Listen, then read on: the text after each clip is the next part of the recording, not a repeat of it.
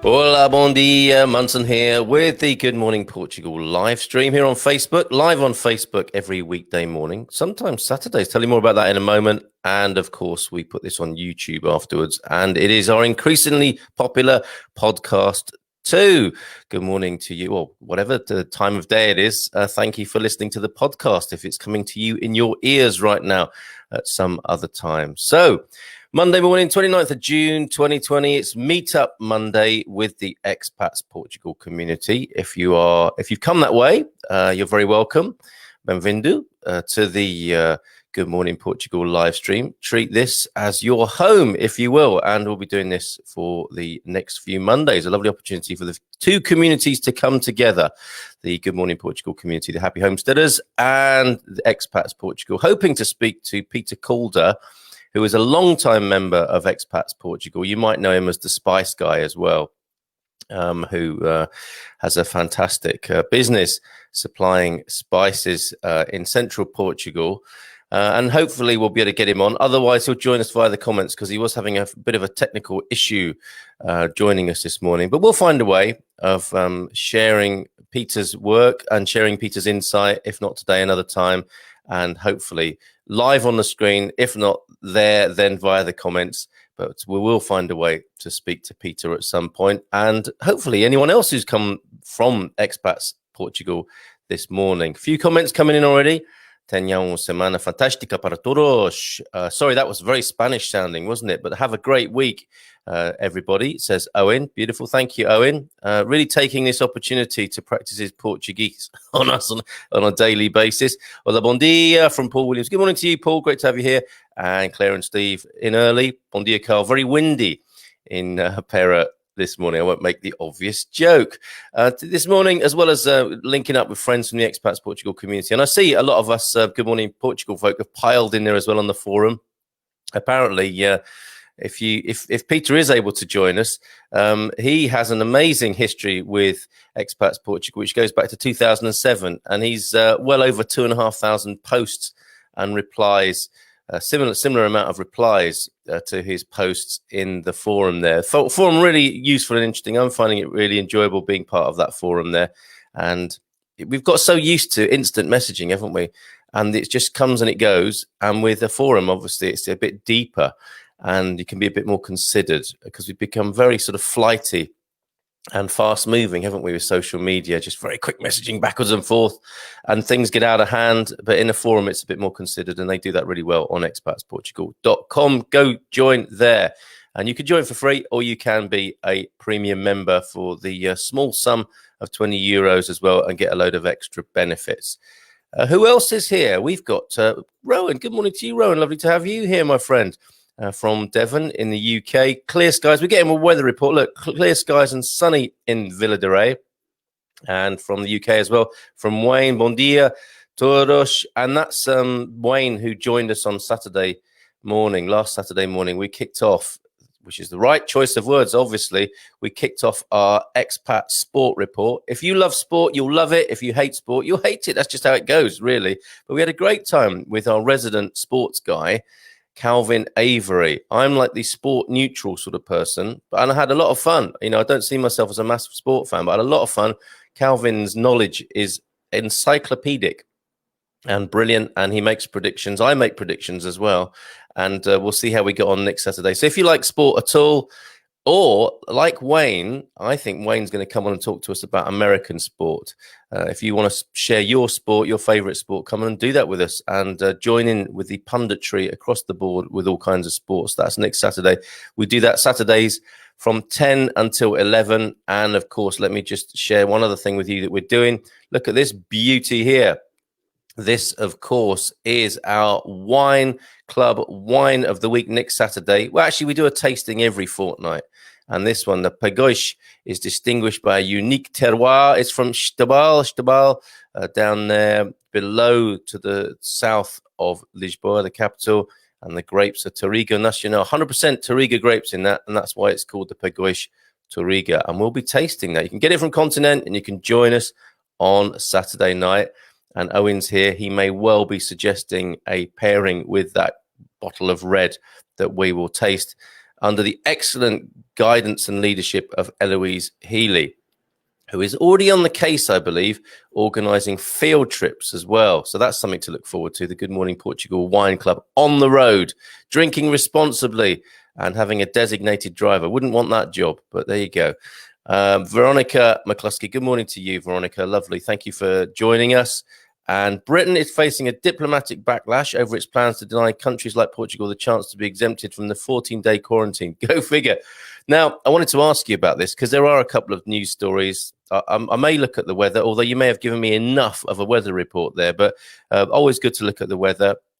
And we have a couple of stories. The GNR, the police here in Portugal, are stepping up their road checks for summer, which I think in many ways is good news. But I was interested, I'm interested to know what it's like to be stopped by the police, because it hasn't happened to me here yet, and how best to be prepared for that if they are stepping things up could be a useful thing to talk about.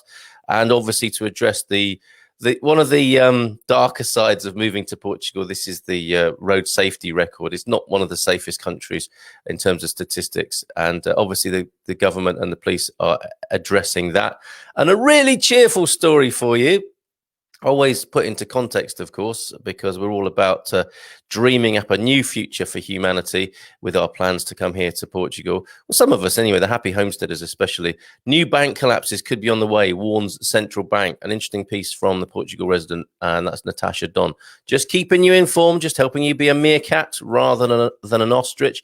We may get round to those, but I'm happy to be steered by your ideas and what you're particularly interested in, because Owen really puts his finger on something very important there. Go figure. Like, how do we figure out what's going on with COVID-19 and how we're supposed to position and prepare ourselves?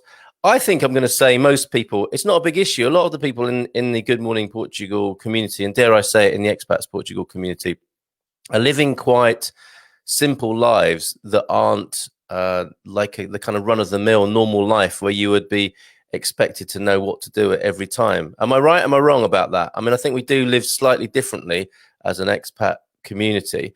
And most of the people I know, they don't come into contact with all the hurly-burly, argy-bargy of what you're supposed to be doing at any given time with regards to coronavirus COVID-19. What I'll do is I'll go to George Branco's guidance that's coming up for the 1st of July, okay, because I think that could be quite useful. More weather coming in. Morning, cloudy start in Panela, going to Foz d'Algue with our dinghy again today. Excellent. I'm just looking at my temperature gauge in the studio, 21, nearly 22 inside the studio, and a temperature to match at nearly 20 with the probe out hanging out of the window. Here, have a great day, Eloise, with your dinghying, if that is the verb. And Veronica, I have a few times. This is being stopped by the police, I think. Obviously, don't be drunk. Excellent advice, Veronica. And always have your documentation on you. Everything in the window that should be there. Yes, of course, these are the, your inspection. You have a little inspection sticker, don't you? And presumably your tax in the window. I usually speak to them in English and get waved on quite quickly. Well, there's a strategy. Thank you, Veronica, for that. So we might come back to that. Yeah, good, useful, practical advice on what to do. I guess a thumbs up that they are taking it more seriously in terms of tracking people down who are on the phone, not strapped in, who are drunk or whatever. And we will, I think we should take a look at that a little bit later on. Hopefully we'll have Peter joining us, but not looking so great so far. You probably know Peter if you're a Central Portugal person, as Gary is. Bon dia to you, Gary. Spice guy, Peter Calder. If he can't join us, let's sing his praises ourselves. No, don't let him in. Is this Peter? He won't shut up. Okay, all right. I'm not. Is that directed at Peter? Oh, you're obviously friends, or used to be. Anyway, let's have a look at. Let's have a look at the story, not the story, the update from George Branco. Bon dia, Carl, from FD Devane. I love your name. It's so cool. And good to make your acquaintance, FD. Friended up on Facebook. I'm trying to stop having friends on Facebook, and people here are making that very difficult for me. Let's have a look then at the risk of crashing the screen. You know what happens. I'll come back quickly if it crashes. Trying to bring all this information to you sometimes causes the computer to crash. as I share the info with you. Let's just press the button and see what happens. I'll be back really quickly if that does happen. But no, we're all right this morning. And that curious image there is George's sign-off. He always has on a lighter note finish after the heavy news. He's been doing a great job. This is, this is from Friday. So things may have changed and probably have done, but this is a very accurate source for me and a concise one, more importantly, because there are so many things to take on board now. It was quite simple at the beginning, wasn't it? Like stay at home, work from home, wear a mask if you're going out, and give yourself full decontamination when you come. It was clear and simple at the beginning, and this got quite complicated all over the world, understandably. But how do we make sense of that? So let's help each other. Just the headlines here. Not great news heading into the weekend when George reported this on Friday. Today's increase in new confirmed cases is the biggest since May the 8th, and 6 more COVID-19 patients have died. About 200 to 300 people are being marked as recovered every day now, but it's not enough to outweigh the new cases, meaning the number of active infections is increasing according to the public stats. And of course, there is a hotspot in Lisbon, the capital. More about that in just a moment. So over 40,000, nearly 41,000 confirmed cases here, according to George. That's over the 1% increase. I think that's not magic, but a significant figure for people to look at. And the death toll here in Portugal, over 1,500 now. That's a 1.12% increase. And a thumbs up for the 26,633 people who've recovered. Now, this is the important thing. This is why I mentioned and delve into George's I've called him George. I've translated his name, Jorge Branco. Portugal's road to reopening, and people are calling this unlockdown, aren't they?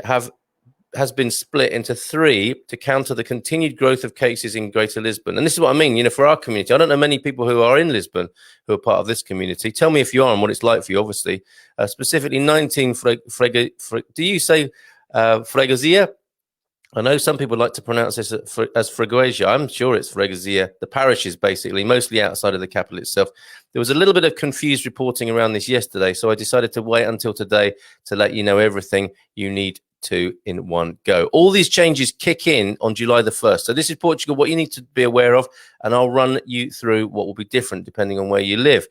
That's in Portugal. Most of the country, for anyone living outside the Lisbon metropolitan area, very little will change on July the 1st. You won't be able to drink in public, just as is the case right now in Greater Lisbon, and gatherings will continue to be limited to 20 people, okay? The big change is the introduction of fines. I guess they've got to raise money somehow in this economic situation. The big change is the introduction of fines ranging from 100 to 500 euros for individuals, and 1,000 to 5,000 for collectives such as businesses for breaking the restrictions. Of course, infected people must stay home, and you must continue to observe social distancing, hand washing, mask wearing, and all the other practices we've come to know and love, in brackets, kind of. This part of the country also passes from a state of calamity down to alert, be alert. In the Lisbon metropolitan area, the AML, July the 1st will actually represent a slight loosening of regulations for those who live in Greater Lisbon, but not inside the 19 most affected freguesias. While the majority of commerce must shut at 8 a.m., restaurants can stay open to serve meals, and supermarkets will be open until 10 p.m. So I guess that's good news. If any tourism is allowed. There are also exceptions for service stations, clinics, vets, pharmacies, and sports facilities. I'm not going to cover those 19 freguesias, but you see it's kind of northwest of Lisbon, north of Lisbon, where there are special conditions in process there. And interestingly here from Publico, cracking down too hard on kids risks making things worse, experts say. Big gatherings of young people have alarmed authorities recently because of their potential to rapidly spread the virus. But experts warn it's not that young people don't care about others, but that they're sick of being confined, and extreme measures might worsen any sense of rebellion, Publico reports. With school finished for the year and any chance of summer festivals slipping through their fingers, convincing young people to maintain social distancing demands a tailor-made campaign. Absolutely, I'd agree with that. You can't just give them stick. You've got to give them some carrot as well, haven't you? These people, this is like a once in a lifetime thing. And to have this happen, during your young adult times must be really difficult. University of Lisbon psychologist, I can hear people going, boo-hoo, poor young people, but come on, let's cut them some slack. You know, this is really extraordinary. I've talked to young Portuguese people, and their lives are really being massively disrupted from an educational point of view.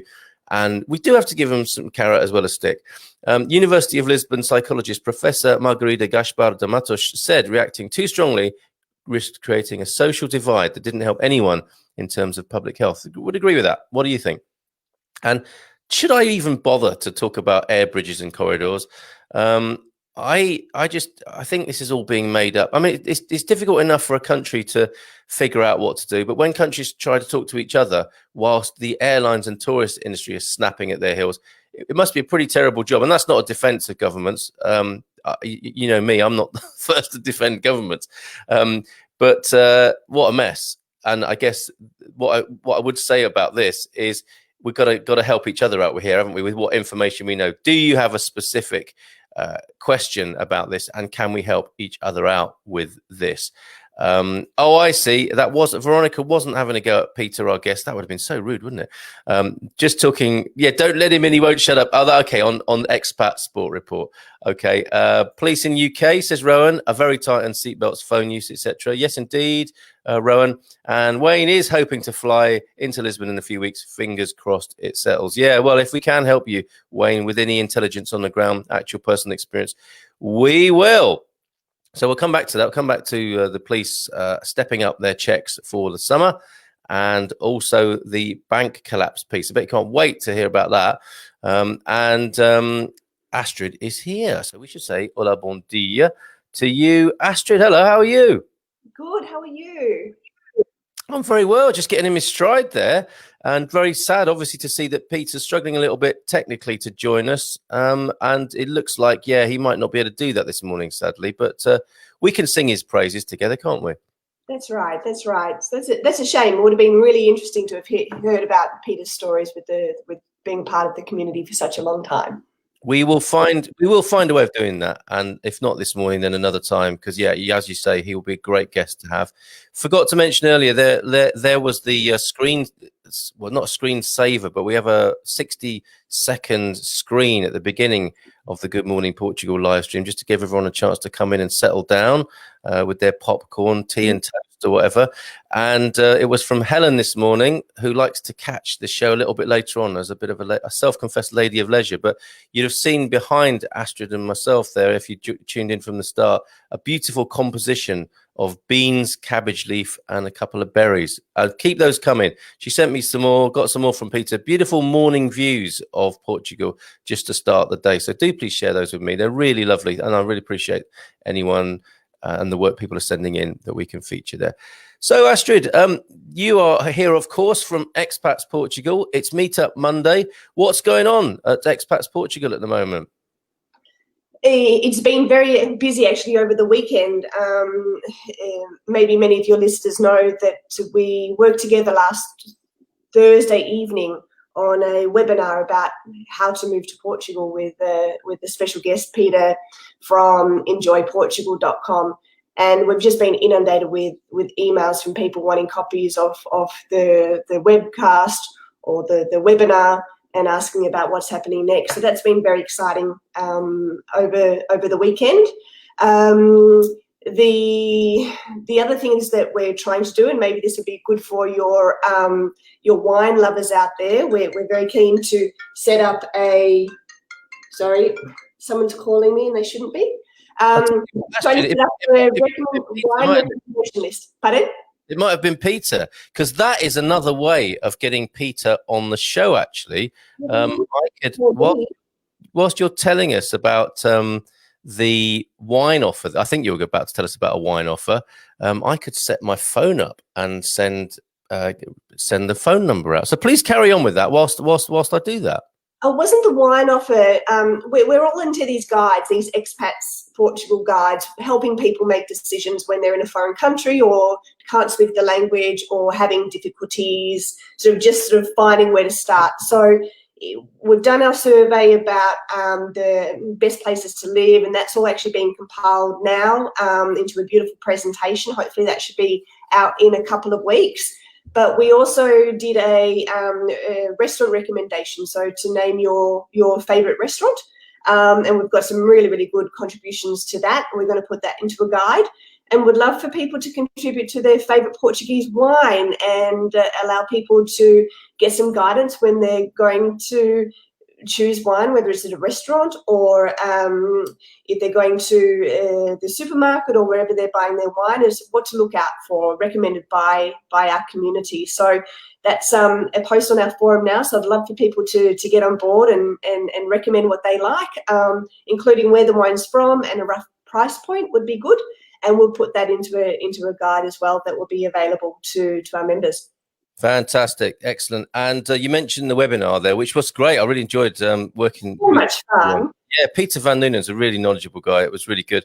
And we've another coming up on Thursday. Do you want to tell everyone about that? It's not this Thursday, it's the Thursday after.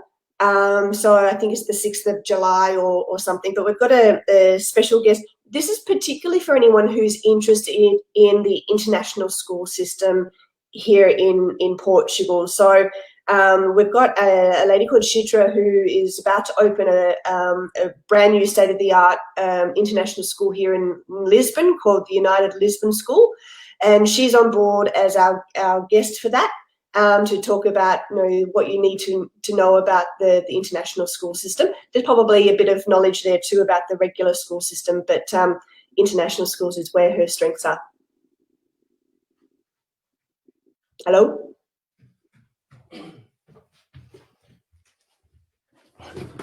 I've lost you. Carl. I'm trying to find the right cable to plug the phone in. You wouldn't believe what's going on behind the scenes here. I took over the show. You could have taken the controls there and taken. Oh my God! I've just run up and down the stairs here. Right. Okay. Thank you for letting us know about that. Yeah. And did you mention homeschooling in that? Because that's a big thing now. So it would be a really, really good topic. We need to get an expert on board about that. So if anyone out there knows of anybody who's got knowledge to share, by all means, let us know. But she's just more involved with the international school system, so what to expect and what to look out for, and the different kinds of education programs that are available, and maybe a little bit about how they can justify those fees. Excellent. Okay. A few fines handed out, says FD Devane. This is going back to making sense of the situation at the moment. And I'll ask you about this, Astrid, because I know you live north of Lisbon, don't you? And that's where it's particularly... In Sintra, yeah. Okay. A few of these folks will start behaving. The FD Devane, and I think a zero tolerance approach is being recommended there from FD. We need to help the authorities bring tourism back safely, is his view. And Jeff Leyland in the UK, hola, bon dia, hoping to fly to Faro from Bristol on July the 9th. Fingers and toes crossed, because it's not a done deal, is it? There's so much uncertainty in the air, kind of literally, that people don't know if flights are going to get cancelled, if they're going to go ahead. It's really uncertain and difficult for people, and we'll just do our best to help people. And presumably that's coming up in the forum as well, Astrid, people trying to figure out what to do and what's safe and what's possible. But also the different information that you get as well. Like, we've got a friend here, he's Canadian, but he lives in London. He has a property next door to us in Castell de Vigo, where we have our country home. And he's here now, and he's planning to return to London on the 6th of July, but he arrived last Tuesday, so he's clearly had no problems coming. And I was having a really, really good chat with the team from the Faro airport during the week as well, and there are quite a few flights that are open for people to come in. So I've asked for the people from the Faro airport to share some more details, because we're quite happy to share that across the forum, so there's some clarity there. But I think there's a lot of really mixed messages about what you can and can't do at the moment. But I know that I think from the 1st of July, you can then travel across to Spain. So those borders will be open, which is great. But with some lockdowns now happening here in Lisbon again, I know in the area where I live now, the amount of people you can have to your homes decreased. All the shops are now closed at 8 o'clock again. The restaurants can only do takeaway. The restrictions are being put back in place because the surge in cases near me. Sadly. Okay, I think this is a really good case, a use case for the forum on Expats Portugal. If you've got a specific route and concern, you can put that question there. If we do it here, or if you do it on Facebook, it gets lost, doesn't it? But on a forum, you can ask the question and you can get the responses and you can track it more successfully. So I'd recommend that if you've got any concerns about the conditions, your journey, whether it's going to be possible, and news coming through as it happens, because that's what's going on at the moment, isn't it? Things are changing so rapidly and can change day to day. That I think, yes, to put a question in the forum, and you don't have to be a paid member, do you, to post a question? Join up, you just need to sign up. So you need to create a username and a password. Clearly, would love it if people came on board as a premium member, because it helps us pay for the hosting and pay for design and pay for a little bit of time. So it's more of a donation or a token, a gesture of 20 euros a year. I don't think that's too much. So it'd be great to have people come on board and help buy us a coffee or a beer or whatever might be on the weekend. But if you don't feel like it, you can sign up as a community member too. But it's free to join at that level. Fantastic. So ask your questions in there. So let's have a look at this. Can you stay with me and look at this piece of news from the Portugal News, the publication known as Portugal News, about the police stepping up their checks? Astrid, are you happy to stay with me for that? Sure.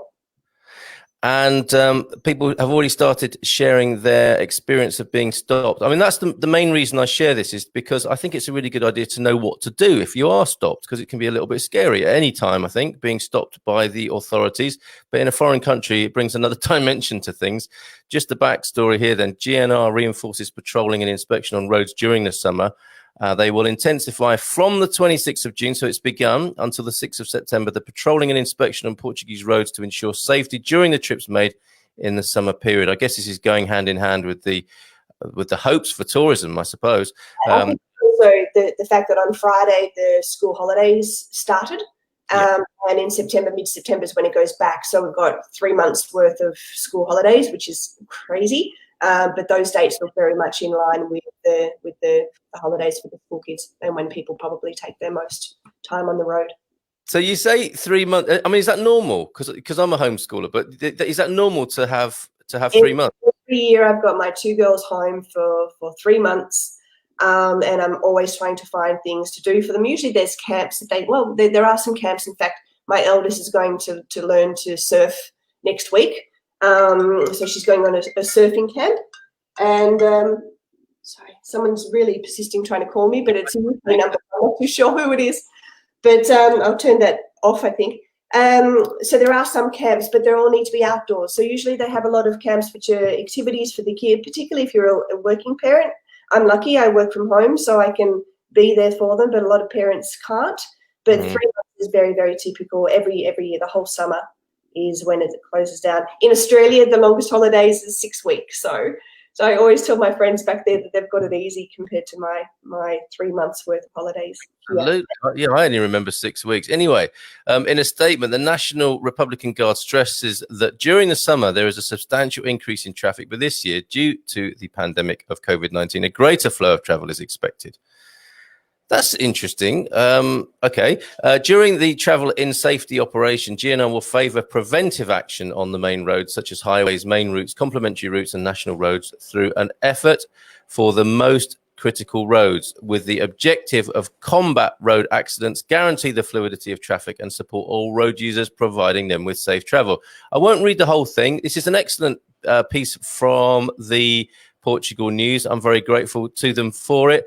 But just to give you the stats so far this year, GNR says that between the 1st of January and the 31st of May, it inspected over 500,000 drivers and detected more than 177,000 infractions, which is a great word, 60,000 plus of which were for speeding. That won't come as a surprise. 9,755 for lack of mandatory periodic inspection. I guess the equivalent of the MOT. If you're a Brit or you're wherever you're from, you'll know what that means. Your inspection certificate. 6,770 for using the mobile phone whilst driving. Quite right too. And 6,315 for lack or incorrect use of the seatbelt and child restraint system. And the security force also registered in the first 5 months of the year 7,271 infractions for driving under the influence of alcohol, 3,112 of which led to the arrest of the driver for having a blood alcohol level equal to or greater than 1.2 grams, which is a crime. Do you know what the level of alcohol and how much can you drink? What's the percentage to be over the limit here in Portugal? Because I don't know. I tend just not to go there really because it's too risky, isn't it? I just would personally. That's why we're talking about this morning in many ways, because I want to know how to be prepared for a stop with the not only with the added language problem, but like having had any drink at all, because in England it's supposed to be a pint or something, but I just think it's best not to. So I don't know the answer to your question, Astrid. Perhaps somebody else might hear. I know in Australia it's 0.05, but I have no idea what the legal limit is in Portugal. It's probably very important to know. Yes, indeed, absolutely. I'm sure somebody will help us out with that. I worry about. Okay, here we go. We've got a number of threads going now. I wonder about the longer term effects of distancing and how that will affect people's confidence in social situations. I know when I go out shopping, I've become aware that I have become quite anxious. Has anyone else noticed this? Very interesting, Gary. Yeah, we are different, aren't we? These 3 months it's more than 3 months, isn't it? These several months have changed us. See if you can spot me some fish while you're there. Go down to the place where they have the boats on the floating dock where the rivers meet. That sounds like a really random comment, but I think that's to Jeff, who's coming to Faro. Bon dia all. We were checked once by the GNR, flashlight in the eye, American style, but everything was okay and had a pleasant conversation. They were not in a rush. So that's good. I want to hear more of these personal experiences, really, of being stopped and what's the best thing to do. Astrid, have you got any insight on that? Oh, look, I just find that the GNR, their uniforms and the way they dress is pretty blonde. Like makes this police in Australia look like they're in fancy dress. It's pretty crazy with their boots, but my husband says that they're supposed to be looking pretty tough to be, really assertive. But I clearly worry if I'm ever going to be picked up. And you always have the problem as well if you're not great with Portuguese language and you can't communicate. Are you going to get in more trouble? You don't understand what they're asking for, and making sure you have all your documentation in your glove box ready to show them. So usually if I've been pulled over, it's just for a routine check. Just to make sure that all the documents are up to date. I haven't been pulled up for anything else. So yeah, great. So there's kind of sort of headline advice, really, isn't it? Is carry your stuff with you, which seems like good practice if you're an expat anyway, wandering about the place. I have a file of things. I think I'm usually over prepared for these things. They don't need to see my grandparents' birth certificates or anything like that, but I think carry as much as you can. Your driving license, obviously, the documentation pertaining to the particular vehicle, and other things. I guess if you look willing and helpful, you're going to get a better experience than if you seem utterly flustered and poorly prepared and maybe a bit boozed up. So just don't. It's just not worth it, is it? The fish comment was for Eloise, just to tidy that up. Okay. Yeah, and I was laughing so much when you were talking about the uniform. I couldn't figure out whether you found it attractive or you thought it was a little bit funny.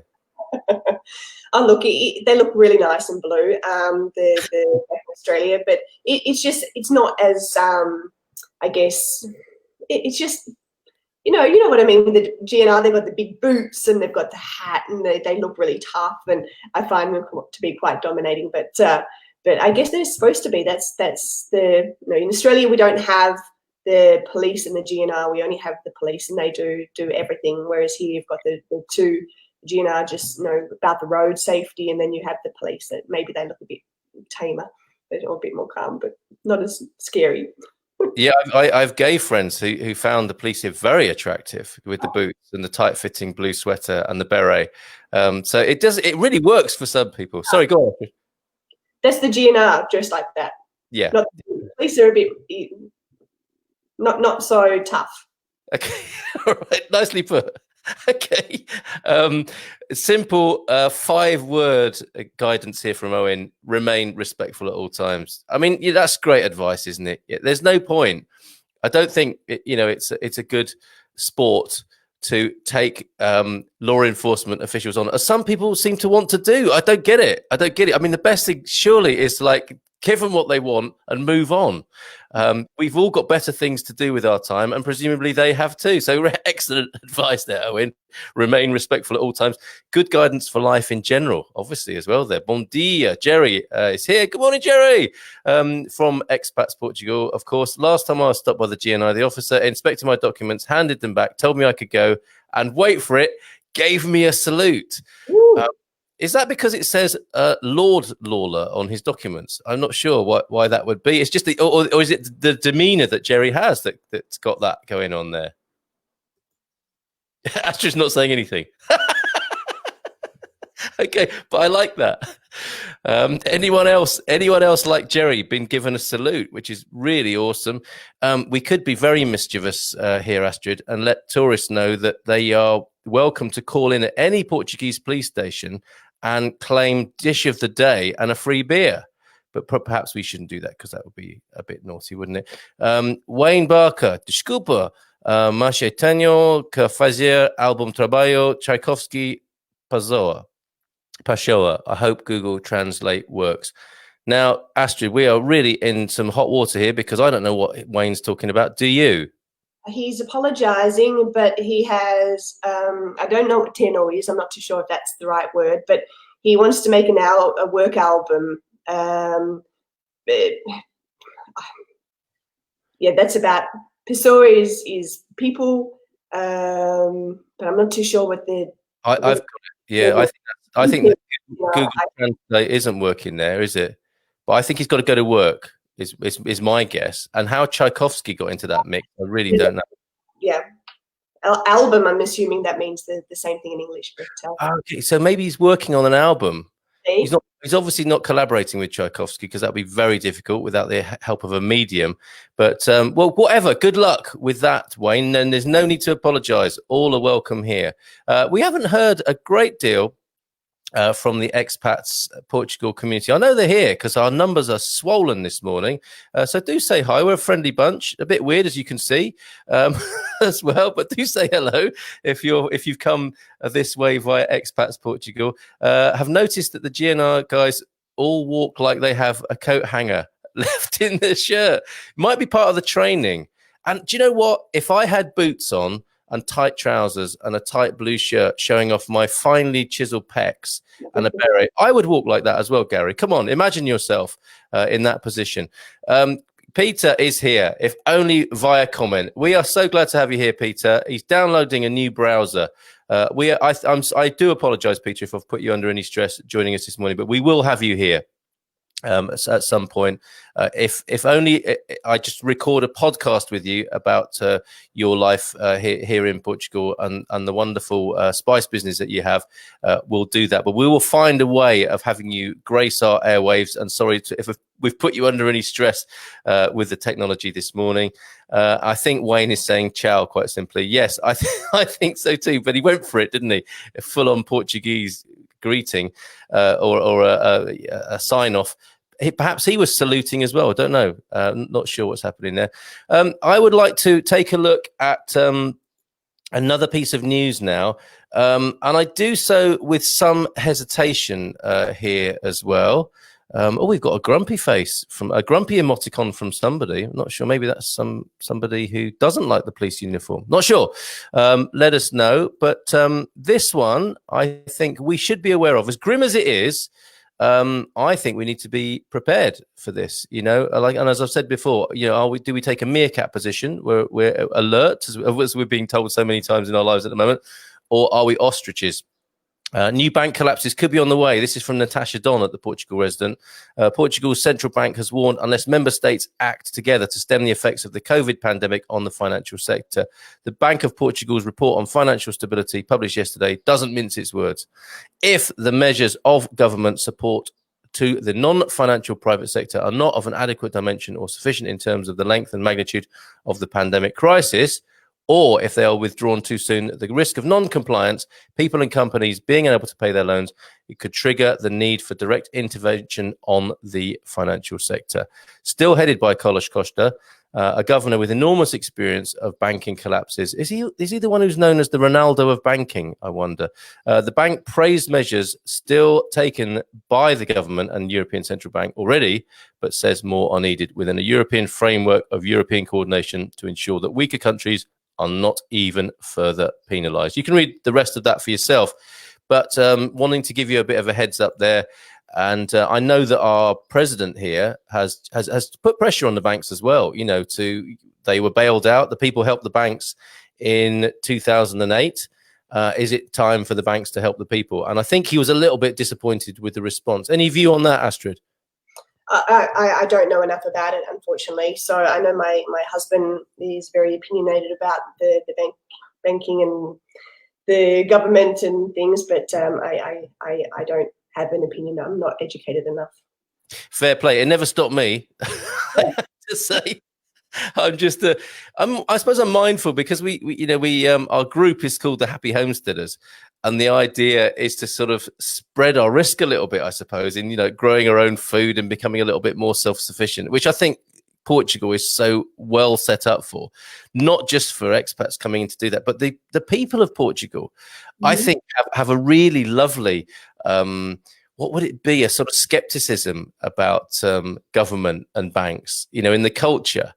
And I think do a lot to spread the risk and not put all their eggs in that particular basket. And there's such a great tradition here of people, being sort of off grid already, all these good life type people wanting to come here, think they're the only ones doing it. But I think there's such a strong tradition of that in Portugal already that we're tapping into. And I really love that as well. Yeah. So any other comments about that? Gratefully received, how we might prepare, how we might be more like meerkats rather than ostriches. And, the world is changing rapidly, drastically as a result of the pandemic. And I think it's good to have the conversation, as awkward as it might be sometimes, with, how we might prepare for all these eventualities and challenges coming our way. And this, I would like to say, is the place to do it. Good morning from sunny Fundao. Very hot in Fundao already. Cherry picking season, I'm guessing, coming to a close there. I'm not sure what's next in the Fundao farming diary. Do let us know, Julie. Great to hear from you. And Owen, changing the subject, what I love about Portugal is there is no way that I could wash my favorite shirt, put it on the line, have a shower, and be able to wear that said shirt after my shower in the UK. That's an upside I've never heard before, but I totally get it. Absolutely get that. Fantastic, Owen. And that's the sort of thing that might turn up in your survey, Astrid, as well, at Expats Portugal, right? The little things that people like, the idiosyncratic things. What's happening with that?